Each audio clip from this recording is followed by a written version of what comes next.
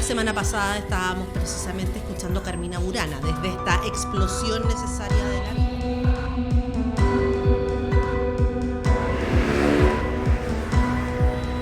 Una voz laica, pluralista y tolerante. Estás escuchando Radio Universidad de la República.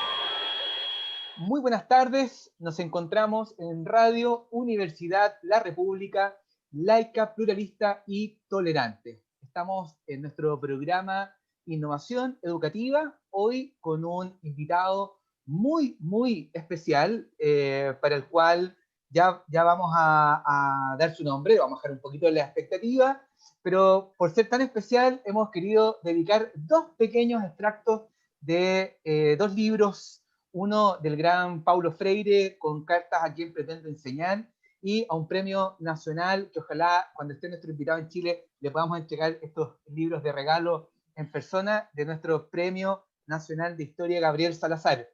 Vamos a partir con dos pequeñas citas y vamos a dar inicio al invitado de Gabriel Salazar, parte del epílogo Ser niño guacho en la historia de Chile del siglo XIX. Si la historia es un diálogo sin fin entre el presente y el pasado, podríamos decir que son los niños la fibra sensible donde se va depositando la subjetividad del presente. Así que cuando venga nuestro invitado le vamos a regalar este libro, y de cartas a quien pretende enseñar le vamos a obsequiar a nuestro invitado un pedacito de las cartas a quien pretende enseñar de Paulo Freire. ¿Acostumbras a soñar?, preguntó cierta vez un periodista de televisión a un niño de 10 años, trabajador rural, en el interior de Sao Paulo. No, le dijo el niño sorprendido por la pregunta, yo solo tengo pesadillas. El mundo afectivo de sinnúmero de niños es un mundo roto, casi deshecho, vidriería hecha añicos. Por eso mismo esos niños precisan maestras y maestros. Le vamos a dar la más cordial bienvenida a nuestro gran invitado del día de hoy, Francesco Tonucci, más conocido para algunos como Frato. Ahí le vamos a ir preguntando por qué. Pensador, psicopedagogo y dibujante italiano, autor de numerosos libros que en realidad no tenemos que hacer tanta presentación porque él es muy conocido, y también presentar a Paulina Rivera, que también es psicopedagoga, miembro de la agrupación de psicopedagogos y psicopedagogas de Chile. Bienvenido a ambos, bienvenido Francesco a esta entrevista en Chile. Buenos días acá en Chile, buenas tardes en Italia. Buenos días Rodrigo, gracias. Un gusto de tenerte, bienvenido Paulina. Gracias. Bienvenido. Saludos, buenos días y buenas tardes. Buenas tardes para mí y buenos días para vosotros. Claro.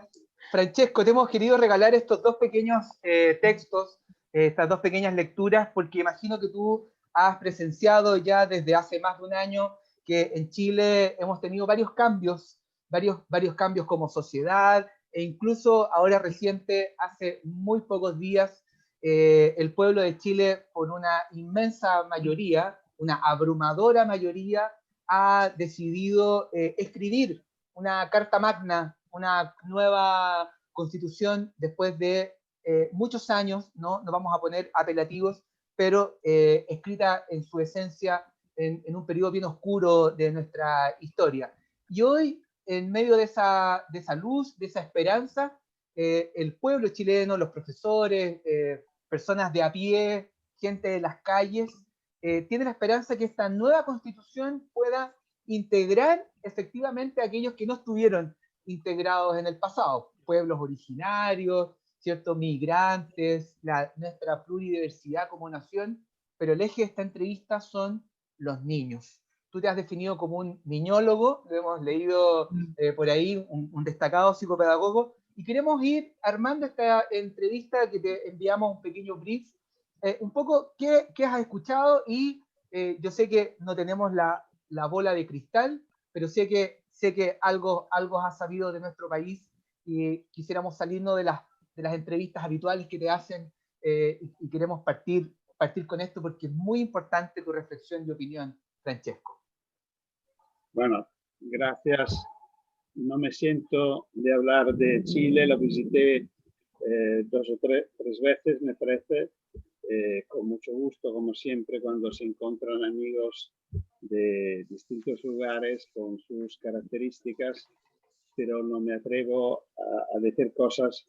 Sí que me atrevo a hablar de los niños y no me preocupa hablar de los niños chilenos porque lo sé que son como los italianos, como los españoles, como los brasileños y los argentinos. No para decir que los niños son todos iguales, son todos diferentes, pero estas diferencias se repiten en todos los países. Y en todos los países sufren de las mismas enfermedades. Son transparentes en Italia, en Argentina, a lo mejor en Chile no, pero es probable.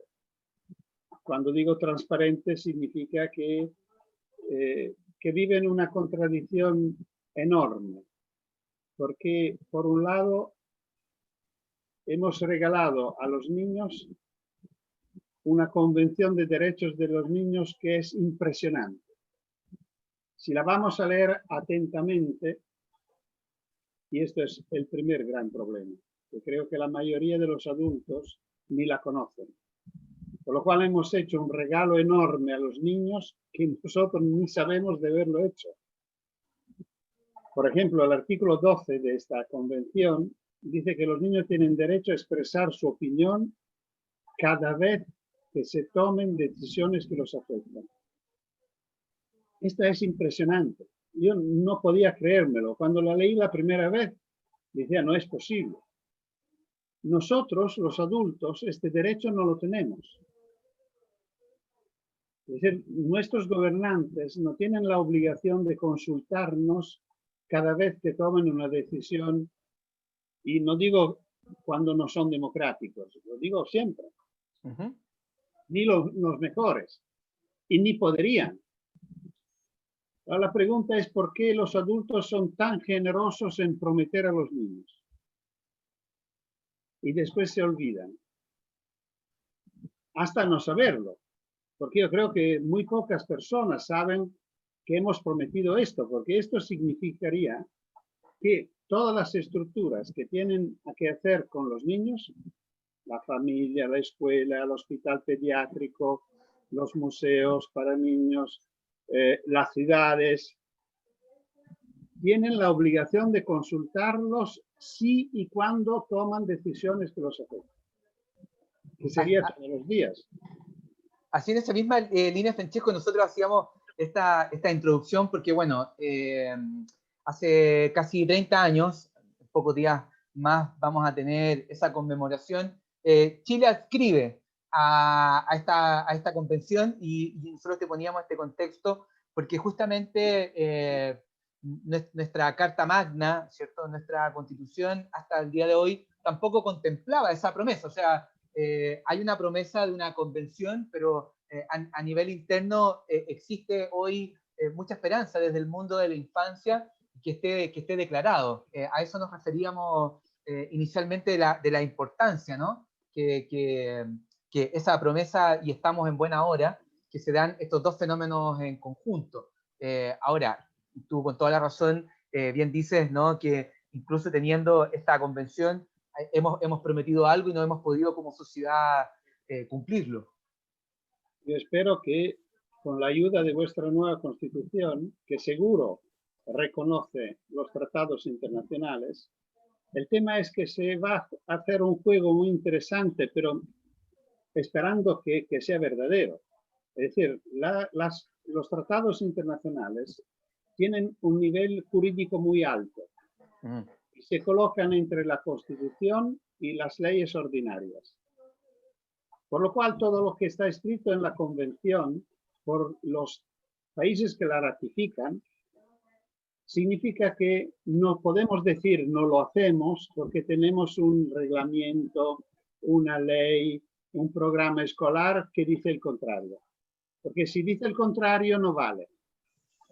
Esto lo dice muy claro el artículo 4 de la Convención. Dice que los estados se comprometen a cambiar la legislación, hacer de manera que la legislación del país sea coherente con estos principios. Francesco. Sí, dime. Tomando un poco eso que tú dices, te doy como dato que nuestro país ahí tiene una gran contradicción en nuestra Constitución actual. hoy a los niños y a las niñas y jóvenes los considera como ciudadanos desde los 18 años en la actual Constitución. Entonces, escuchándote, y la verdad es que te escucho siempre, soy una seguidora de tu legado y de la ciudad de los niños y las niñas, etc. De verdad que ahí hay una tremenda contradicción con lo que tú planteas ahora, en el fondo, con esta ley superior que es la Convención de los Derechos de las Niñas. Entonces, considerando lo que tú planteas, considerando la Constitución actual, y que hoy tenemos una tremenda oportunidad de cambiar esta Constitución y de darle voz, ¿cierto?, a los niños y niñas de nuestro país, creo que una de las cosas prioritarias que debe cambiar. No sé cuál es tu opinión en eso que te comento. Absolutamente. Tú sabes, me imagino, seguro, que todos los países del mundo ratificaron la Convención de los Derechos del Niño menos uno. Y lo que no lo ha hecho es Estados Unidos de América, no porque no quiere, sino porque no puede. Porque algunos estados siguen con la pena de muerte para menores de 18 años, y esto está en contra a la letra de la Convención. Por esta razón, Chile, teniendo este artículo, no debía ratificar la Convención de los Derechos del Niño, porque la Convención afirma, no lo afirma en una forma explícita, pero de hecho todos los juristas son de acuerdo para reconocer que desde el 89 los niños son reconocidos como ciudadanos desde el nacimiento. Con lo cual, no puede existir una contradicción. Es como la Convención manda más y vale más que un tratado internacional. Esto, si el país de Chile defiende este punto de la Constitución, no debería ratificar la Convención. Y en este momento yo creo que puede ser muy interesante este debate, porque si le interesa la Convención, debe reconocer que los niños son ciudadanos desde el principio. Lo son tanto que yo en mi libro La ciudad de los niños, hasta el 96, afirmaba el derecho de los niños al voto. Sí. Como ciudadanos. Porque me parecía inaceptable, esto lo hacía como una reflexión privada, que mi familia, con 3 hijos, electoralmente valía como los vecinos que no tenían hijos. 2 votos nosotros y 2 votos ellos. Por lo cual, es otra forma para decir que los niños son transparentes.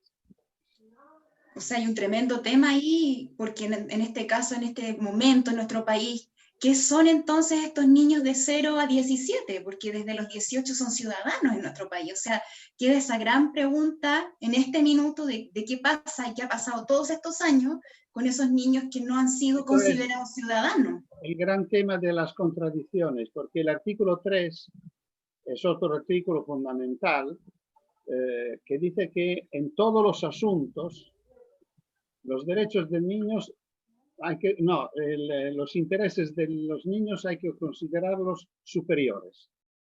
Con lo cual, es de nuevo una forma absoluta para rendirnos nosotros los adultos frente a la infancia. Es decir, pase lo que pase, ganan siempre ellos. Y después vamos a ver y no ganan nunca. Nunca. Porque, por ejemplo, el amamantamiento, que sabemos todos que es una de las suertes más grandes que puede tocar a un niño, el amamantamiento maternal especialmente, y no se interrumpe cuando termina el interés superior del niño, sino cuando lo indica el contrato de trabajo de la mamá. Claro. Su mamá. Y tenemos que decir que estos tratados, en el momento que ponen un límite, 4 meses, 6 meses, no sé cuántos son en Chile, son ilegales. Porque para ser legales deberían pedir al niño, por favor, dime cuánto para ti es suficiente o cuándo te vas a cansar de la teta de tu mamá. Y en este momento te pasamos a otra cosa que te interesan más, porque el interés del niño. Y el tema, yo estoy utilizando mucho este tema de la coherencia. Es decir, o si no, me gustaría mucho que los estados tuvieran el valor de decir salimos. O medir esa brecha, es decir, nos falta tanto, porque además no podemos. No podemos, además hay otra... Salimos de la convención, por lo cual Chile, ponemos Italia, sí, será el primer país del mundo que sale. Porque la otra gran contradicción es que como todos los países, a pesar de uno, pero todos los países del mundo ratificaron la convención, esto debería significar que el tema de la infancia, los problemas de la infancia, los desastres deberían ser solucionados. Porque significa que todos los países del mundo se comprometen a hacer lo que está escrito allí. Y como allí está escrito que no tienen que padecer por salud, por hambre, por violencia, por abandono, prácticamente podemos decir, bueno, podemos cerrar el tema infancia, lo hemos solucionado. Y bien, porque todos los países se han comprometido, no significa nada. Porque creo que no hay países donde la infancia no tiene problemas. A pesar de los más desarrollados, los más avanzados, los más progresos. Sin duda en ese camino, incluso siendo localista, Francesco, nos queda mucho que avanzar, además con la niñez en temáticas de género, además en temáticas de pueblos originarios o migrantes, porque incluso ahí hay otras derivadas, además, que van aumentando las barreras, y sabemos que no solamente en Chile ocurre esto, sabemos que es a nivel planetario, pero justamente hoy en esta coyuntura donde van a haber personas comunes y corrientes, o entre comillas, comunes y corrientes a través de algún partido político, no va a ser gente de a pie, pero que este tipo de conversaciones como las que estamos teniendo nosotros reimpulsan y ponen el tema sobre la mesa, volver a poner el tema de la infancia nuevamente en su eje, y cada uno lo está haciendo los distintos actores, algunos en medio ambiente, otros en el tema sustentable. Chile ha vuelto a poner temas prioritarios, y nosotros en ese sentido creemos que también no solamente escribirlo es suficiente, sino que además esta mirada adultocéntrica. No, totalmente. Es que yo creo que sobre la convención hay que hacer un trabajo enorme. Y yo creo que los que la propusieron en el 89 en Naciones Unidas ya se daban cuenta de estos problemas, porque en el artículo 42, que es el primer artículo de la segunda parte, dicen que los estados se comprometen en que los contenidos de esta convención sean conocidos ampliamente y con medios adecuados, tanto de parte de los adultos que de parte de los niños. Me parece muy interesante porque es como decir, ya lo sabemos que vosotros firmáis y después nada. Por lo cual, un compromiso es que todos vuestros ciudadanos, lo dicen a los jefes de Estado que firmaron, tienen que conocer esto. Y es interesante notar que, primero, ampliamente. Ampliamente no significa repartir libritos, que es lo máximo que yo vi hacer en los grandes aniversarios. Probablemente se ha hecho de nuevo el año pasado, a noviembre, pasado el 20 de noviembre, para celebrar los 30 años de la convención. No es suficiente. Y dice con medios adecuados, por lo cual adecuados a quien nos enfrentamos. Claro. Exactamente. Y después dice a los adultos, claro, evidente, porque la convención es sobre los derechos del niño, pero escrita para adultos, que tienen que cumplir. Por lo cual los adultos, todos los adultos de un país tienen que conocer, no digo de memoria, pero muy bien los contenidos, porque todos son llamados a respetarlos. Pero es interesante decir notar que pide que lo conozcan también los niños. Y yo creo que los niños tienen que conocerlo para protestar. Uno de los últimos, el libro que yo publiqué el año pasado por los 30 años, es un pequeño libro que se llama Manual de Guerrilla Urbana para niñas y niños para que quieren conocer y defender sus derechos. Y es un libro en el cual yo invito a los niños a la rebeldía. Yo creo que es una forma correcta de educar a los niños, porque el mismo padre de la convención, que era un señor que se llamaba Janusz Korczak, un polaco, una persona estupenda, que murió acompañando los niños del orfanatropio judío de Varsovia a la cámara gas. Él, en los años 30, en una carta magna de los derechos del niño, que se considera como la antecedente de la convención, decía que los niños, entre los derechos, era el derecho de protestar frente a las injusticias. Perdona, Paulina. Sí, contarte con eso que tú comentas, que bueno, nuestro país no diferencia de muchos otros, y yo creo que con la experiencia que tú has ido escuchando a nivel internacional, son cosas que se van repitiendo, ¿cierto? De esta contradicción tremenda que tienen los derechos de los niños versus lo que nosotros como adultos les vamos mostrando, ¿cierto? Y desde la psicopedagogía también nos damos cuenta que esas contradicciones que les vamos transmitiendo a estos niños a ellos en el fondo no les da sentido, ¿cierto? Y considerando lo que planteas, contarte que aquí quienes despiertan y quienes protestan por exigir sus derechos sin ser educados y sin transmitirles un poco o sin conocer mucho sus derechos, son efectivamente niños jóvenes que salen a protestar y que en el fondo digan despierten adultos de Chile. Entonces me gustó un poco eso que planteas de tu libro. Y que aquí en el fondo pasó, y que lo generaron niños y niñas y jóvenes. Yo creo que Greta Thunberg representa muy bien, yo la considero como una profeta moderna.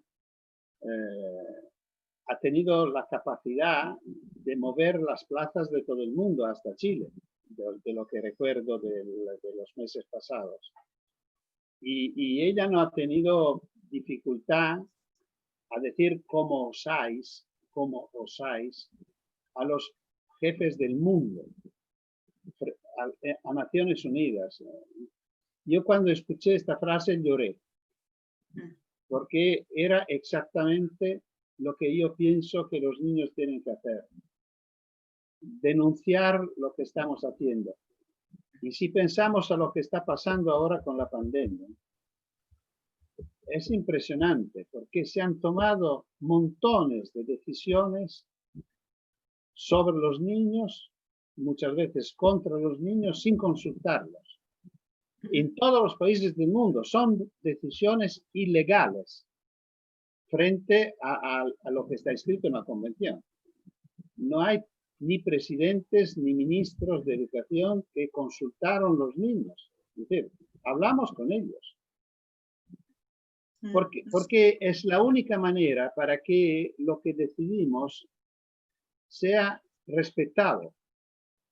Yo ahora estoy proponiendo que cuando las escuelas van a abrir de nuevo, se empiece con una mesa de trabajo alrededor de la cual se sienten la escuela, la ciudad, la familia y los alumnos.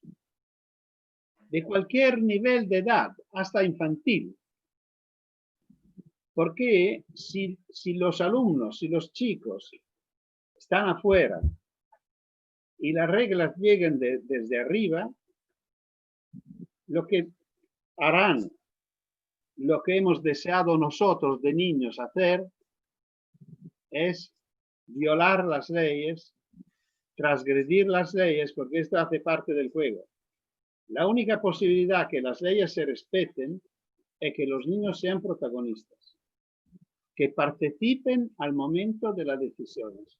Parece absurdo, pero quien ha trabajado un poco con los niños sabe que es así. Los niños son muy responsables cuando lo tomamos en serio. Justamente en esa línea, dos derivadas, Francesco, efectivamente a nivel planetario se está trabajando mucho en el desconfinamiento, ¿no? Y volver a la escuela, y ahí no se está consultando la opinión de los protagonistas, ¿no? Y ha habido un abanico de razones del por qué volver o del por qué no volver. Ahí nosotros también te hemos escuchado mucho de los lugares comunes, como los recreos, las plazas, las calles, el empoderamiento, ¿no? Que los niños deberían tener de su propio espacio, pero que suena todavía a nivel teórico. ¿Has tenido en este tiempo de confinamiento posibilidades de conversar con niños estas temáticas? Sí, claro. Nosotros lo primero que hemos hecho cuando todo empezó, yo envié un video a los alcaldes de nuestras ciudades, entendiendo, son más o menos como 200 ciudades que se adhieran al proyecto de la ciudad de los niños, invitando a los alcaldes a dos acciones fundamentales. Uno, hablar con los niños, con sus niños de la ciudad. Y la segunda, convocar los consejos de los niños, que son el grupo de niños que, a petición del alcalde, lo ayudan con su punto de vista. Y fue muy interesante porque nosotros, para hacerlo, aprovechamos de las plataformas, como estamos haciendo ahora nosotros, y como ha hecho la escuela. Pero hay una diferencia fundamental que me gusta mucho remarcar, porque puede ser útil también por la escuela. La escuela aprovechó de las plataformas para repetir el modelo transmisivo que se usaba en presencia. Es decir, en presencia, no siempre, pero por la mayoría de los casos, por lo menos en Italia.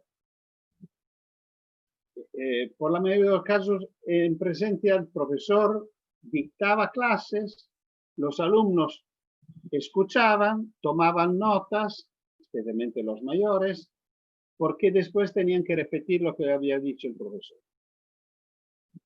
Con la pantalla han hecho lo mismo, por lo cual han utilizado un instrumento poderoso como las plataformas por un uso banal. Nosotros, el Consejo de Niños es un grupo de niños que da consejos al alcalde, por lo cual es un grupo donde son los niños que hablan, porque no tenía sentido que los niños escucharan a un adulto. El adulto lo interroga para saber qué piensan ellos sobre lo que interesa a la ciudad. Por lo cual nosotros abrimos las plataformas para escuchar a los niños. Y a los niños les gustó mucho, así como no les gustó nada la otra forma. ¿Y por qué?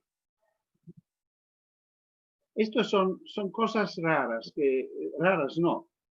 Y el otro tema, cuando tú decías los niños deberían tener sus lugares, perdóname, yo te digo no, los niños no deben tener sus lugares, porque nosotros no tenemos nuestros lugares, nosotros vamos donde queremos.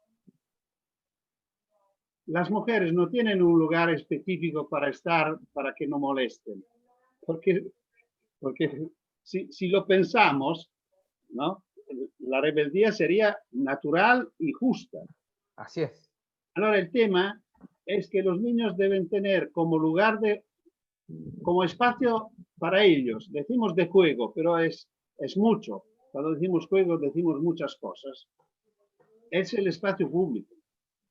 Es la ciudad. No es un parque reservado para los niños, que esto con el juego no tiene nada que ver.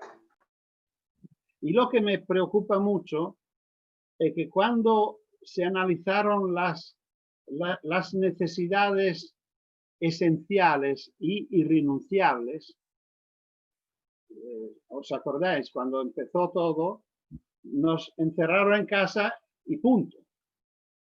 Y después pensaron, bueno, pero no puede ser solo esto, porque la gente tiene que comer.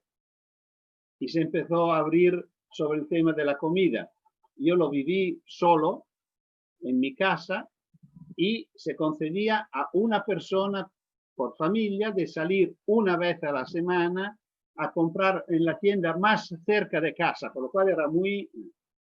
Después se empezó a decir, pero no es solo la comida, la información también es importante, por lo cual empezaron a decir que se podía salir hasta todos los días a comprar el periódico. Y después salieron las necesidades de los fumadores, que no me parecía que fueran así tanto indispensables como comer, pero sí, pasó. Y en Italia, no sé si en todo el mundo, la gente podía salir a tabacos para comprar cigarrillos. Y después salieron los problemas y los derechos de los perros. Y las responsabilidades que el dueño del perro había asumido, yo creo, correctamente. Que tener un perro significa también respetar sus necesidades. Por lo cual podía salir todos los días, cerca de casa y tal. Nadie se ha puesto el problema si los niños tenían necesidades irrenunciables. Yo creo que no hay persona que se ocupa de educación, Paulina estará, me imagino, de acuerdo conmigo, si digo que el derecho a la escuela no se puede considerar ni el único ni el más importante de los derechos de los niños. Yo creo que todos los que se han dedicado a este tema saben que el juego tiene un valor cognitivo, social, de experiencia, de todos los puntos de vista más alto de cualquier otra forma de conocimiento. Claro, siguiendo esa idea, Francesco, es que, de hecho, hace un tiempo atrás en otra entrevista conversamos este punto y de verdad que es, sobre todo en la primera infancia, ¿cierto? Es un aprendizaje desnaturalizado y que efectivamente no se les pregunta, se les impone. Se les impone a las familias y se les impone a los niños y que tienen que aprender de esa manera a través de una pantalla. Y como tú bien dices, y nosotros que somos profesionales especialistas en el aprendizaje humano, sabemos que eso es impensable. ¿Qué estamos haciendo con nuestros niños? Exactamente. No sé. Exactamente. Por lo cual, sobre el juego, a mí me habría gustado que por lo menos un presidente de una república o de un reino o de cualquier cosa pidiera a sus expertos no sí, sino cómo. Es decir, los niños tienen necesidad de jugar. Vosotros tenéis que decirme cómo pueden jugar en tiempo de cuarentena. Por ejemplo, las plataformas, nosotros las utilizamos para que los niños pudieran jugar entre ellos. Como plaza virtual, claro, no resuelve, pero es algo. Pero se acerca, claro. Significa ocuparse. Así como los niños empezaron a discutir, tenemos muchas discusiones y muchas han salido y están saliendo muchas propuestas de niños, por ejemplo en Argentina se ha hablado mucho de esto, cómo jugar de lejos. Y inventaron juegos de lejos. Y niños que dicen, bueno, yo jugaba con una amiga que está de la otra parte, yo subía con una escalerita hasta el muro de restricción de la casa y ella salía en una planta que tenía en su jardín y desde allí jugábamos de lejos. Bueno, son cosas, son inventos, toda riqueza, pero significa favorecer niños que se lanzaban avioncitos, niños que se dejaban carteles en el camino, que uno lo recogía después del otro. Bueno, por lo cual, esto es un tema de respeto a los derechos. Claro, y considerando también que el juego está enraecido en el desarrollo de un niño y niña, en el tema de la capacidad de asombro, de investigar, ¿cierto? De la experiencia, y efectivamente es un desafío para nosotros los adultos en cómo convertimos esta virtualidad en que ese juego se haga efectivo. Nosotros, yo soy parte de una agrupación de psicopedagogos de Chile, y tenemos muchos objetivos. Uno es reivindicar la profesión. Aquí en Chile no es muy valorada, lamentablemente, no sé si te sorprende, pero en el fondo luchamos un poco porque se conozca el valor de la psicopedagogía, porque pone como eje central al ser humano, en este caso al niño y la niña, ¿ya? Y uno de nuestros objetivos también es de que se visibilice al niño y que sea el centro en todo lo que está pasando, o sea, en la actualidad, en el contexto que estamos y desde antes. Así que nos gustaría que nos dejara ahí también, antes de terminar, un saludo a esta agrupación que tanto te sigue y te admira. Todos los colegas, suerte. Te admiramos mucho por tu ímpetu, tu pasión. Sí. Es que no se ve, el tema es que no es suficiente. No es suficiente, lamentablemente. Hay, por ejemplo, un tema que me preocupa mucho ahora que vosotros estáis abriendo, porque en Italia ya se abrieron y ahora el tema es de cerrarlos de nuevo. Porque el tema dramático, hasta que nos hará una vacuna o algo, o una curación adecuada, lo que me preocupa mucho es todo esto que se está diciendo, como cuánto perdieron los niños en este tiempo de aislamiento y cómo podemos recuperar todo lo que no aprendieron. Esto me parece una actitud muy peligrosa. Yo estoy recomendándome que no se ponga esta pregunta, sino la contraria, posiblemente. Y pedirse cuánto ganaron los niños en este tiempo de aislamiento y cuántas cosas aprendieron. Porque probablemente no aprendieron mucho de álgebra, de dinosaurios y de álgebra o de fotosíntesis clorofílica, claro, pero aprendieron mucho sobre la vida. Exacto. Pensamos, por ejemplo, lo raro y lo difícil de aprender a quedarse con sus padres día y noche por muchos días y muchas noches, hasta meses enseguida. Hay que aprender de nuevo, tanto por los adultos que para los niños. Hay que aprender, por ejemplo, a enfrentarse con el miedo de todo el bombardeo de malas noticias que llegan todos los días de la televisión. Los duelos. Creo que no se puede evitar que los niños asistan, porque una familia necesita conocer lo que va pasando. Y como viven juntos, bueno, creo que son pocas las familias que pueden aislar, no sé qué. Hay que aprender el aburrimiento, a superar, a salir del aburrimiento. Y yo estoy seguro, lo propuse como propuesta didáctica, pero a pesar de mis propuestas, creo que espontáneamente todos los niños aprendieron algo de nuevo. Aprendieron a cocinar, aprendieron a limpiar, participaron en actividades que probablemente antes no hacían o que eran separadas por género. Y esto también es un gran aprendizaje. Y lo interesante es que todo lo que aprendieron en estos meses, seguro que no lo olvidarán por la vida.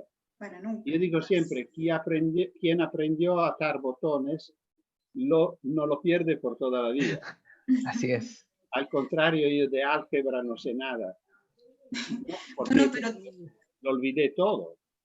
Claro, ahí tú haces el nexo un poco, insisto, con la psicopedagogía de los aprendizajes para la vida y que van igual de alguna manera, que van de la mano con aprendizajes curriculares, ¿cierto? Cuando tú hablas de la cocina, que aprenden a cocinar, no sé, pues ahí podemos hablar de la ebullición del agua, ¿cierto? De cómo cambia la materia. Hay tanto aprendizaje de la vida y que en el fondo repercuten en temas curriculares, por ejemplo, no sé, partir la manzana en dos.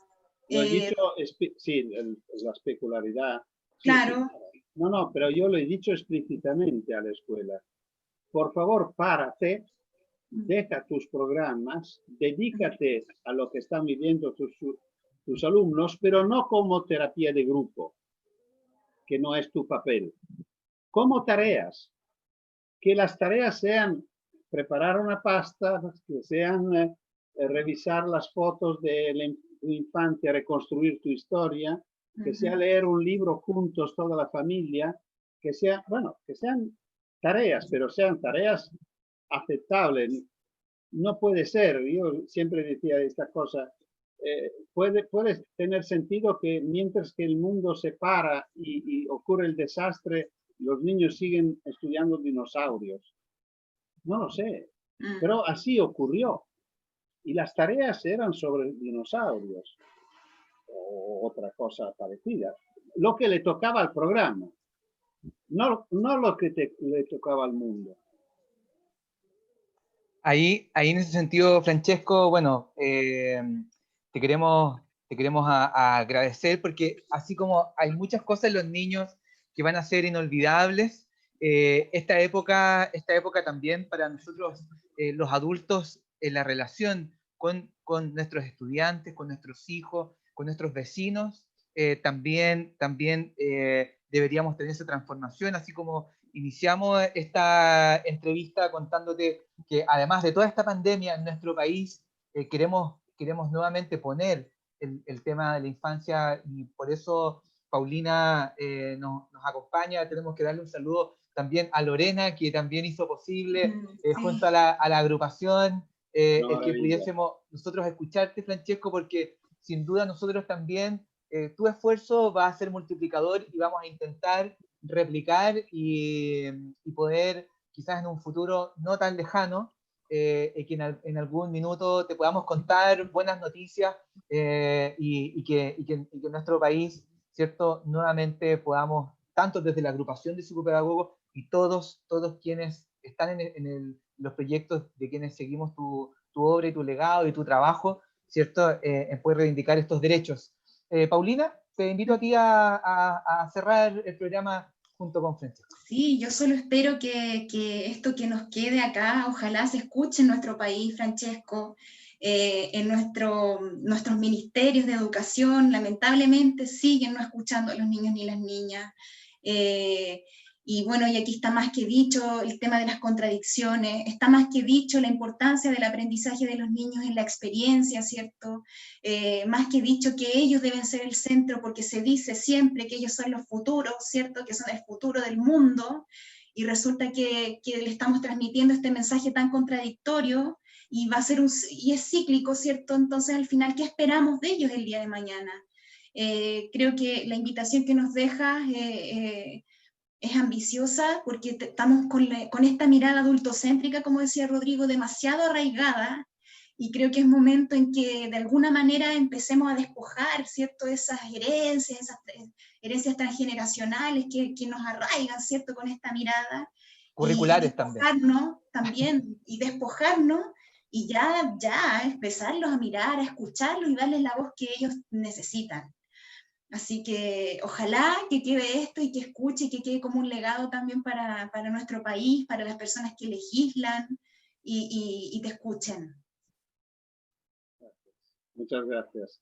Bueno, este último tema de los niños del futuro es un tema muy importante, muy céntrico. Es el gran engaño que hacemos nosotros con la infancia. Porque cuando decimos que sois el futuro, significa que ahora tenéis que escucharnos porque nosotros sabemos y vosotros no. Y mañana, claro que mañana serán como nosotros. Por lo cual, claro, si los niños son el futuro, la esperanza, yo puedo educarlos para que lleguen a ser como yo. Si pero al contrario lo considero como presente, tengo que asumirlos y aceptarlos, reconocerlos y respetarlos en su diversidad. Y este es el gran aporte de la infancia a nuestra cultura, a nuestro mundo, a nuestra...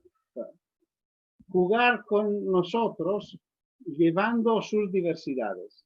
Yo creo que esto es el gran reto, la gran oportunidad que tenemos a escuchar a los niños. Ojalá que la sepamos aprovechar, Francesco. Ojalá, es una gran oportunidad. Yo creo que a nivel planetario se había dado. Yo creo que los que nos interesa la infancia también tenemos ese gran desafío de ser protagonistas también de este cambio de paradigma. Me gustaría que me tenéis al tanto con vuestra constitución. Sí, vamos a través de Lorena, Francesco, así va a ser. Queremos agradecer a Francesco Tonuzzi, ¿cierto? Gran psicopedagogo de renombre, quien nos ha aceptado esta entrevista en innovación educativa en Universidad de la República, que es laica, pluralista y tolerante. Vamos a estar conversando muy pronto, Francesco, tanto de lo local y lo mundial. Te mandamos un abrazo gigante y un abrazo también a la agrupación de profesionales de psicopedagogas y psicopedagogos de Chile. Gracias, gracias. Y un Nos saludo vemos. a todas las colegas y los colegas psicopedagogos de Chile. Gracias. Gracias, Francesco.